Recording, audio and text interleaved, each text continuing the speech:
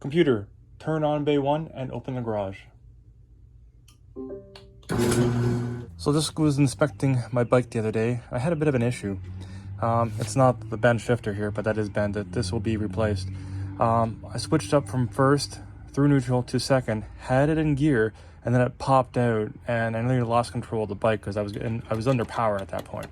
So if you look here, it seems pretty secure. Some of that movement is in this. Here is an example of a shifter on a 2023 CBR500, and it's pretty tight.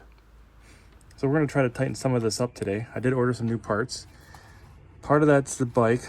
Part of that's, if you see here, how it's moving. So this could all be tightened up because I just started riding it after fixing a bunch of other stuff. So we did order new parts, and we're hopefully going to fix that, and this will probably be straight next week sometime.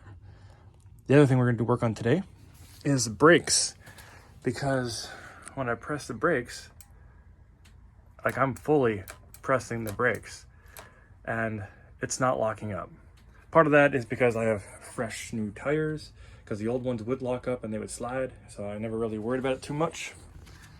Got some good meats on here. They're just budget, but we're going to be bleeding the lines and putting new fluid in here, which I guarantee you, since it only had one rear tire and it has the original front tire, never mind the zip ties, it's a whole nother project. We're kind of fixing things as we go. We're going to put some .4 fluid, which will be the same, or it's comparable. It is compatible with a .3 fluid. So yeah.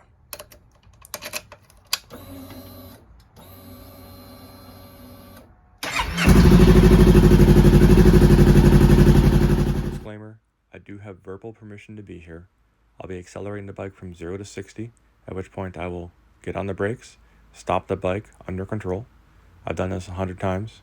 I've done this in traffic, done this to avoid collisions. This is something that all motorcycle riders know how to do.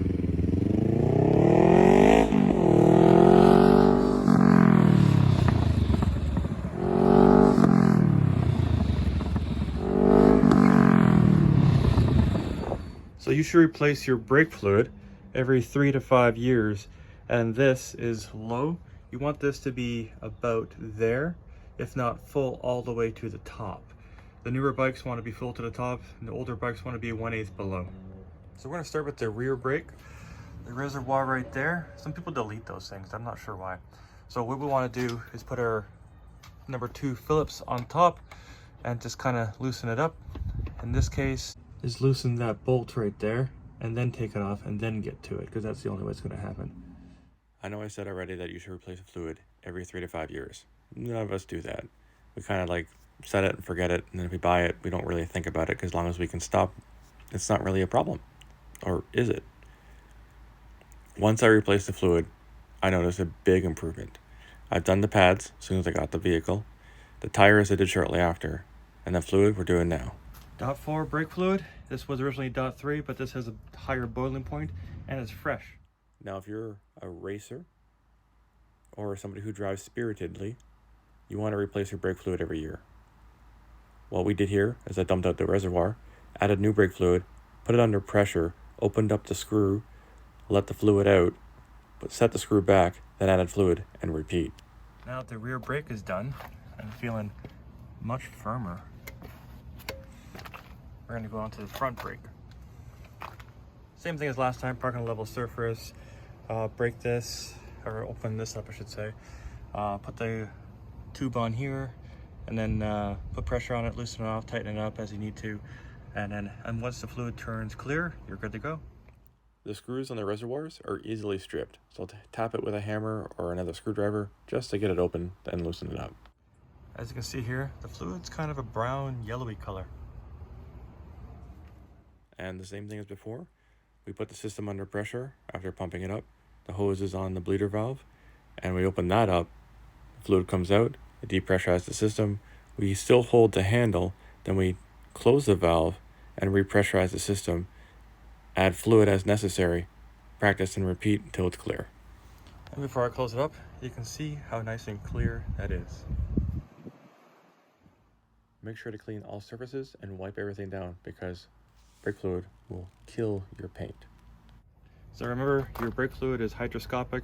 Having that little inlet there kind of helps me out in that when I want to pour it out, it's only going to be a little bit at a time. Makes it very manageable. Keep it in a nice dry place, and you're good to go. Downside to this is I can no longer see the level of it. It all looks like it's clear. Crazy. Even the hose is clear. Is there even brake fluid in it? You're right, there's none there. It's over here. That's so pretty daggone clear. I'll just tighten this up a bit more. It's already tight. Lefty loosey, righty tighty. Yep, no movement. Put that back on so it doesn't get dirty, and we're good to go. We're gonna go out for a little test run.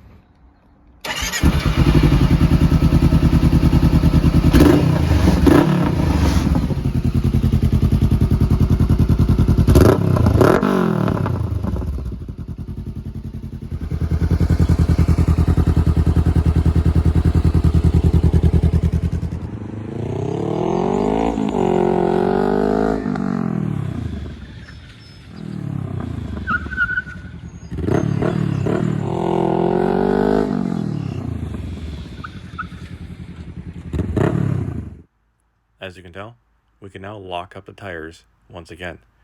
When we got the bike, we replaced the pads for the ability to stop.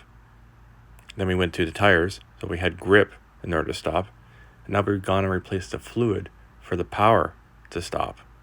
Pretty cool progression. Learned a lot. As always, guys, watch for emergency vehicles, pull off to the side, and ride safe. I'll catch you all in the next one. Peace.